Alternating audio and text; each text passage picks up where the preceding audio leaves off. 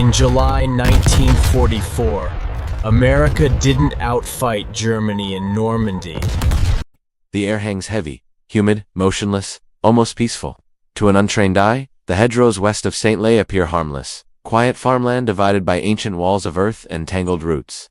Some older than the nations now fighting over them, the countryside looks asleep. But General Fritz Bayerlein knows better. From a reinforced farmhouse command post buried beneath layers of packed soil and timber, the German lieutenant general studies his map with calm confidence. Those hedgerows are not scenery, they are weapons. For 6 relentless weeks, they have stopped the most powerful army the world has ever assembled. And this morning, Bayerlein feels what he has felt for months: an unwavering sense of superiority. At 9:38 a.m., a sound reaches him that does not belong to the battlefield he understands. It is not the sharp scream of dive bombers, not the familiar thunder of artillery.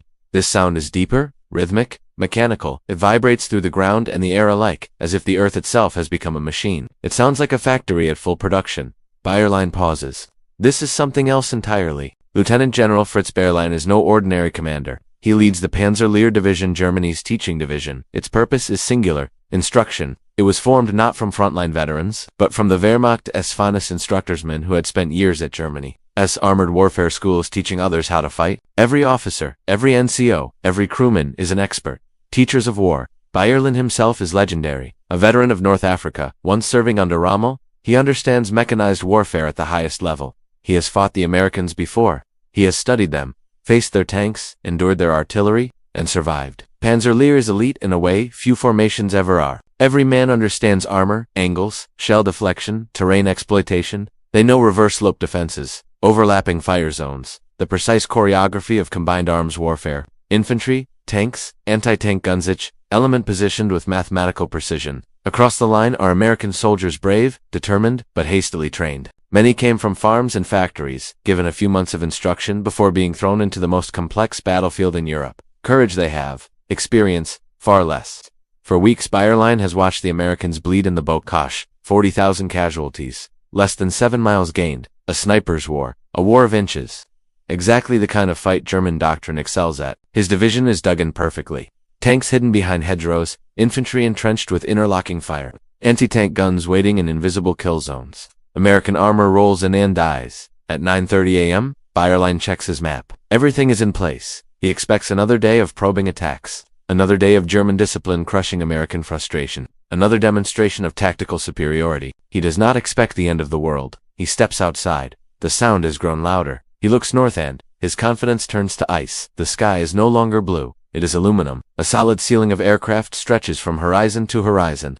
Hundreds, no thousands of bombers fly in dense formations, so thick they blot out the sun. Wave after wave rolls forward like a moving wall. The 8th Air Force has arrived. Not fighter bombers, not tactical strikes. This is the full weight of America's strategic bombing fleet. B-17, flying fortresses, B-24 Liberators, machines built to erase cities now, aimed at a single strip of French farmland. General Omar Bradley has made a decision. If the Germans cannot be outmaneuvered, they will be erased. Bayerlein later wrote of that moment. I looked up and saw the end of the world coming toward us. Operation Cobra is brutally simple. American infantry has withdrawn exactly 1,200 yards, measured, surveyed, confirmed, into the zone ahead of them. The U.S. Army will drop 4,000 tons of explosives in 60 minutes. 4,000 tons. That is the weight of Bayerlein's entire division converted into pure destruction, falling from the sky in 1 hour.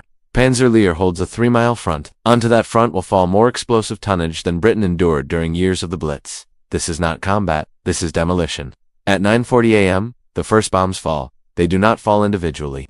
They fall in sheets, continuous, mechanical, unstoppable. The shockwave creates vacuum effects. Ancient trees are stripped bare in seconds. Centuries-old hedgerows vanish. The air itself becomes a weapon, rupturing lungs, collapsing organs, killing without shrapnel. Inside bunkers, the ground shakes then flows, earth liquefies, lights die, phone lines go silent, radios scream static, command ceases to exist. There is no longer strategy, only survival. For 60 minutes, the bombardment continues. Panther tanks sink into the soil, tipping helplessly. Crews suffocate as dirt pours inside. Armor means nothing. Training means nothing. Physics has replaced tactics. When the engines finally fade, a terrible silence remains. Bayerlein crawls from the rubble covered in gray dust, ears ringing forever. He tries to move forward. There are no roads. What he finds is a graveyard.